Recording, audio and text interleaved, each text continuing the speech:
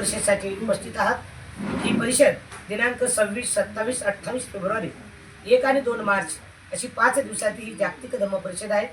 70 वर्षानंतर ही परिषद आपल्या महान अशा पवित्र ठिकाणी की ज्या जागेला डॉक्टर बाबासाहेब आंबेडकरांचे पदस्पर्शाने पावन झालेली भूमी आहे, म्हणजे ते ऐतिहासिक शहर म्हणजे औरंगाबाद शहर, छत्रपती संभाजीनगर या नगरामध्ये ही परिषद होत आहे। हे तुमचं आणि माझं भूषण आहे, कारण जो इतिहास विसरतो तो इतिहास घडू शकत नाही।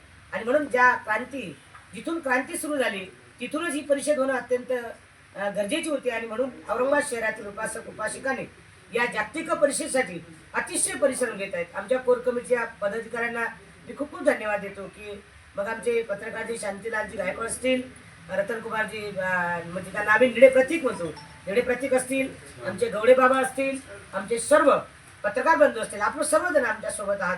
ही जी परिषद आहे यशस्वी करण्यासाठी जवळपास 30 देशातील बौद्ध भिक्खू आणि भिक्खुनी आपण या कार्यक्रमासाठी निमंत्रित केलेले आहेत। मला असं वाटतं की पहिल्यांदाच या औरंगाबाद शहरामध्ये 30 देशातील बौद्ध भिक्खू आणि भिक्खुनी, त्याचबरोबर अनंत जी भंतीजी आहेत, ती भंतीजी खरं तर डोळ्याला बघायला मिळत नाहीत, ते आपल्याकडे येत आहेत, म्हणजे जपानचे येत आहेत आणि म्यानमारचे, अशा दोन्ही देशातील अनंत भंतीजी आपल्याकडे आपल्या औरंगाबाद शहरातील उपासक उपासिकांना आशीर्वाद देण्यासाठी, मंगल कामना देण्यासाठी येत आहेत।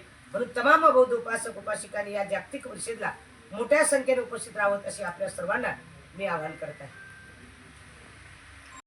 त्याचं कारण मात्र आमच्या प्रत्येक माणसाला कळलं पाहिजे, प्रत्येक माणूस तेवढा प्रभावी झाला पाहिजे आणि प्रत्येक माणूस बौद्ध धर्माच्या परंपरेने वागला पाहिजे।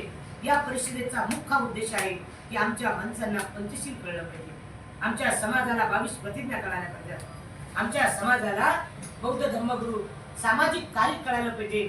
हे सर्व बाबी जर आमच्या समाजाला कळल्या निश्चितच बाबासाहेबांची धम्म चळवळ आणखी 200 वर्ष टिकेल यामध्ये दुमत। आणि म्हणून तुम्ही सर्वजण माझ्या सोबत आहात असं मी गृहीत धरतो। आणि या ठिकाणी आमच्या कोर कमिटीचे पदाधिकारी अध्यक्षांना थोडंसं रात्री अडचण आल्यामुळे तरी पण रात्री 2 वाजेपर्यंत सर आमच्या सोबत होते, मी ते आपल्या सोबत आहेत असं मी गृहीत धरतो। आणि आपल्या सर्वांना पत्रकार बंधूंना धन्यवाद देतो। असेच आमच्या सोबत असाल, संपूर्ण महाराष्ट्र आपण भारत कव्हर करा अशी आपल्या सर्वांकडून अपेक्षा व्यक्त करतो आणि या ठिकाणी थांबण्याचा प्रयत्न करतो। धन्यवाद। जय हिंद।